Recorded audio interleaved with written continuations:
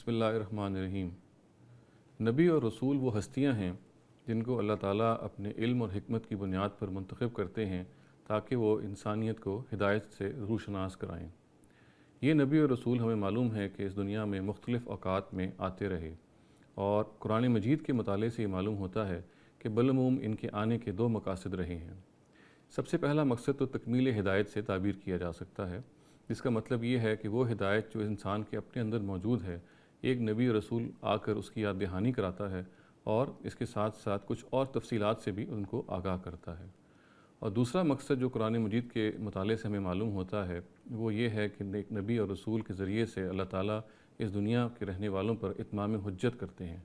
اتمام حجت کا مطلب یہ ہے کہ حق کو وہ اس درجے میں مخاطبین پر واضح کر دیتے ہیں کہ ان مخاطبین کے پاس سوائے ہٹ دھرمی اور ضد کے اس کے انکار کی کوئی گنجائش باقی نہیں رہتی۔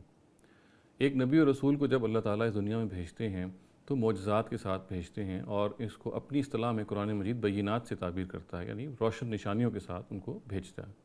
ہم اس سیشن میں مختصر طور پہ ان روشن نشانیوں کا مطالعہ کریں گے جو قرآن مجید کے حوالے سے ہمیں ان نبیوں کے بارے میں بیان کی ہیں۔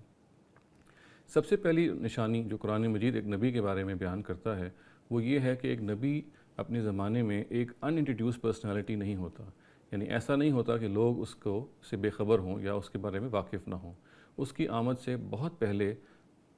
پچھلے گزرے ہوئے نبی اور رسول اس کی خبر دے دیتے ہیں۔ چنانچہ ہمیں یہ معلوم ہے کہ حضرت عیسیٰ نے جب اس دنیا میں آئے تو انہوں نے نبی صلی اللہ علیہ وسلم کے آنے کی بشارت دی اور زوردار الفاظ میں، واشگاف الفاظ میں یہ بیان کیا کہ اس دنیا کا اختتام سے پہلے ایک آخری نبی آئیں گے۔ اور ہمیں یہ بھی معلوم ہے قرآن مجید کے مطالعے سے کہ وہ یہ کہتا ہے کہ جو بنی اسرائیل کے جو علماء ہیں وہ نبی صلی اللہ علیہ وسلم کو ایسے ہی پہچانتے ہیں جیسے ایک مہجور باپ اپنے بیٹے کو پہچانتا ہے۔ چنانچہ ہم بلا خوف تردید یہ بات کہہ سکتے ہیں کہ ایک نبی اپنی آمد سے پہلے ہی اس دنیا میں متعارف ہوتا ہے، اور یہ تعارف پچھلے آنے والے نبی اس کا کراتے ہیں۔ دوسری چیز جو ہم ایک نبوت کی نشانی کے طور پہ قرآن مجید کے مطالعے سے معلوم کرتے ہیں وہ یہ ہے کہ نبی جو کچھ بھی خدا کی طرف سے پیش کرتا ہے، جو کچھ بھی وہ خدا کی طرف سے پریزنٹ کرتا ہے، وہ کسی انکنسسٹنسی، وہ کسی تضاد سے پاک ہوتی ہے، اس کے اندر ایک ہم آہنگی ہوتی ہے۔ چنانچہ ہم یہ دیکھتے ہیں کہ یہ ایسا وصف ہے جو سب آسمانی کلام میں موجود رہا ہے جب تک کہ وہ محفوظ رہے۔ اور اگر ہم اس کے برعکس دنیاوی کلام یا دنیاوی جو انسان نے چیزیں پروڈیوس کی ہیں ان کو دیکھیں تو ہمیں معلوم ہوگا کہ یہ اس عیب سے کوئی بھی کام پاک نہیں ہے۔ چنانچہ دنیا کے جو بڑے بڑے لوگ گزرے ہیں، ہم فلسفیوں کا نام لیں، حکماء کا نام لیں، ان سب کے جو جتنا بھی کچھ ہمارے سامنے موجود ہے، ان کی کتابیں موجود ہیں، ہمیں یہ معلوم ہوگا کہ ان میں سے بعض چیزوں کا میں تضاد موجود ہے، اور اس کے ساتھ ساتھ ان میں ارتقا بھی ہوا ہے۔ یعنی ایک شخص جب اس دنیا میں آتا ہے تو وہ کچھ چیزوں کو مانتا ہے، اور پھر اس ترک و قبول کا ایک سفر ہے جو وہ طے کرتا ہے، اور پھر اس عین ممکن ہے کہ اب آخری وقت وہ ان چیزوں کو مان رہا ہو اور ان چیزوں پر اعتقاد رکھتا ہو جن کو وہ شروع میں بالکل چھوڑ چکا ہو۔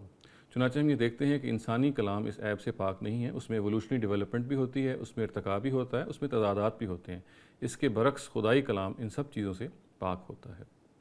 تیسری نبوت کی نشانی جو قرآن مجید میں بیان ہوئی ہے وہ یہ ہے کہ اللہ تعالیٰ عام طور سے اپنے نبیوں کو معجزات دے کے بھیجتے ہیں جو ان کی نبوت کی تصدیق کرتے ہیں۔ ہمیں یہ معلوم ہے کہ نبی صلی اللہ علیہ وسلم کو بھی معجزات دیے گئے، ہمیں یہ بھی معلوم ہے کہ حضرت عیسیٰ، حضرت موسیٰ، ان سب کو اپنے اپنے دور میں اپنی اپنی سرکمسٹانسز کے لحاظ سے معجزات دیے گئے۔ اور ہم یہ بات کہہ سکتے ہیں کہ خود نبی صلی اللہ علیہ وسلم کا سب سے بڑا معجزہ جو ان کو دیا گیا وہ قرآن مجید ہے۔ قرآن مجید ایک لافانی علم و ادب کی کتاب ہے۔ اس کے اندر جو کچھ بیان ہوا ہے، چاہے وہ فلسفے سے متعلق ہو، چاہے وہ سائنس سے متعلق ہو، وہ اب ایک آخری حقیقت کے طور پہ بیان ہوا ہے۔ ہم آج تک اس کے کسی بھی آئیڈیالوجی کی، کسی سائنٹیفک فیکٹ کی جس کی طرف اس نے ہماری رہنمائی کی، تردید نہیں کر پائے۔ دنیا نے ایک عرصہ گزارا مختلف آئیڈیالوجیز کے تحت، مختلف فلسفوں کے اصطلاح کے تحت، مگر وہ قرآن ہی واحد کتاب ہے جس کا فلسفہ، جس میں بیان کردہ بات it stood the test of time, اور کوئی بھی اس کو نگیٹ نہیں کر سکا۔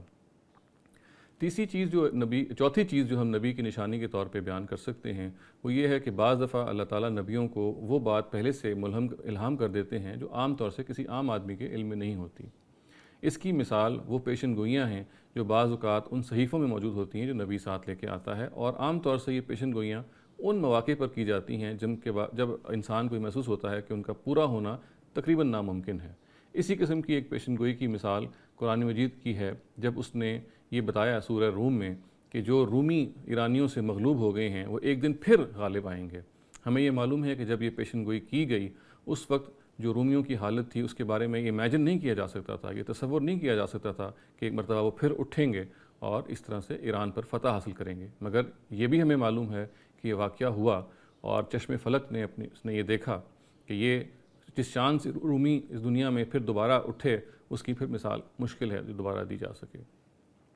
آخری نشانی جو قرآن مجید میں ایک نبی کی بیان ہوئی وہ یہ ہے کہ بعض نبی جو رسول کے منصب پہ فائز کیے جاتے ہیں وہ اللہ تعالیٰ کی دینونت کا ایک نمونہ ہوتے ہیں، یعنی اللہ تعالیٰ نے جو دنیا میں جزا اور سزا دینی ہے اس کا ایک وہ نمونہ ہوتے ہیں، وہ اس آخرت کی جزا اور سزا پر دلیل کے طور پہ دنیا میں اس چیز کو پیش کرتے ہیں۔ ایک نبی جب رسول کے منصب پہ فائز ہوتا ہے تو وہ حق کو اپنے مخاطبین پر